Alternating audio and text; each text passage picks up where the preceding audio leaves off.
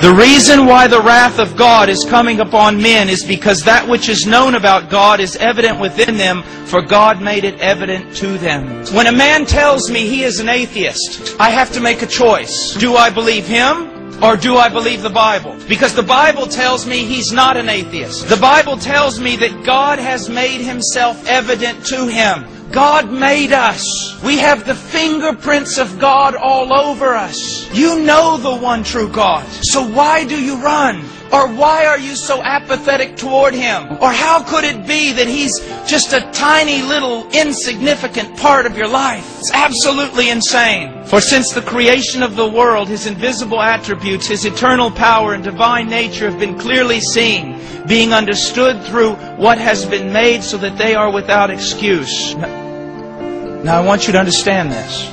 There is something inside you that is constantly screaming out that yes, there is a God and you know who He is. And God is testifying to you in your heart of His reality, but you do not hear it. And then you walk outside, and everywhere you look in nature, there is an outward testimony. It is God screaming out at you. He is saying, you know me. You know the one who made this. Come to me.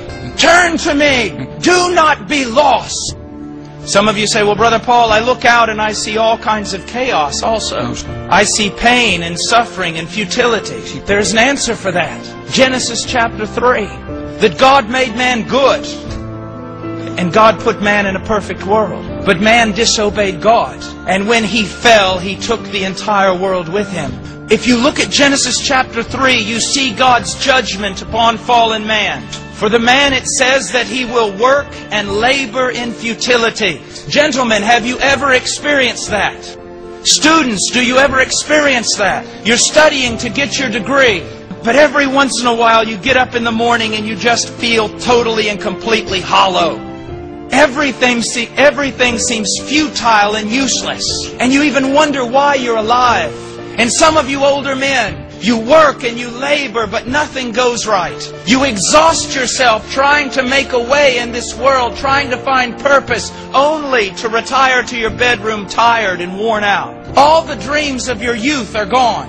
And all you do is work and try to survive. Even those of you who are very successful, you realize sometimes that it's just worth nothing. And you feel empty and lost. What's happening? I'm going to tell you. It's not only the judgment of God, it's the mercy of God. Every time you go to work and you experience nothing but frustration, it is God screaming out to you. You are fallen, fallen, fallen. You are broken. You are sinful. You are separated from me. You need a Savior. You need my Son. It says also that because of the sin of man, the woman would bear great pain in childbirth. And according to my wife, that is a terrible judgment. But also it is an act of God's mercy. With every pain in childbirth, God is screaming out to you, you are fallen, you are fallen, you are fallen. You need a Savior. God does not cry out to you about your sin just to make you feel horrible. God does not tell you about your lostness just so you will stay lost. God tells you about your lostness and your sin so that you will come to a Savior. He has left His fingerprints all over you so that you would know that He made you. In a sense, He put His laws in your heart so that you would know His will. And He gives you a conscience so that every time you break His law, it screams out to you, you are sinful, you are sinful, you are sinful. He has surrounded you with the beauty of creation so that every time you look at it, you see that there is a God. A God who is good. A God who is beautiful. A God who is willing and powerful to save. And then every once in a while, He sends a preacher or a Bible tract or something telling you, please listen. Why will you die? God does not take pleasure in the death of the wicked. Turn to Him. All the ends of the earth, look to Him and be saved. Because without Him, you have nothing. Those of you who are young, you strong young men, very soon you will be so weak someone will have to carry you to the bathroom. You beautiful young girls, very soon all of you will be terribly ugly. And no one will want you. Those of you who are wealthy, your wealth is going to rot because the redemption of a man's soul is very expensive. And no one has enough wealth to pay for their salvation. Those of you who hope in your own merit and virtue, those who think they have good works enough to stand before God, on that day you will know that all your good works are like filthy rags, and they cannot save you.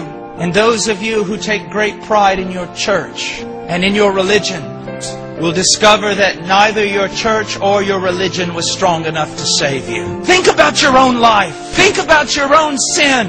Is it not true that you have thought things so sinful that you could not share them with your closest friend?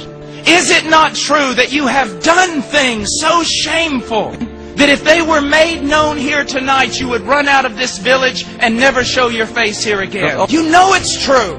You've done it. You've thought it. You've said it. Even if your best friend knew some of the things you have said about him or her, they would no longer be your best friend. You are sinful.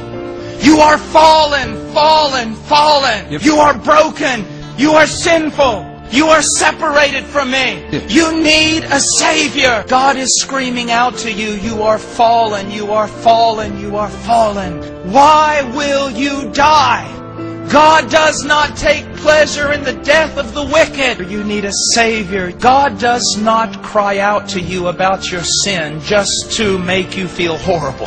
Turn to Him. All the ends of the earth, look to Him and be saved. Because without Him, you have nothing. In a sense, He put His laws in your heart so that you would know His will. And He gives you a conscience so that every time you break His law, it screams out to you, you are sinful, you are sinful, you are sinful. He has surrounded you with the beauty of creation so that every time you look at it, you see that there is a God. A God who is good. A God who is beautiful. A God who is willing and powerful to save.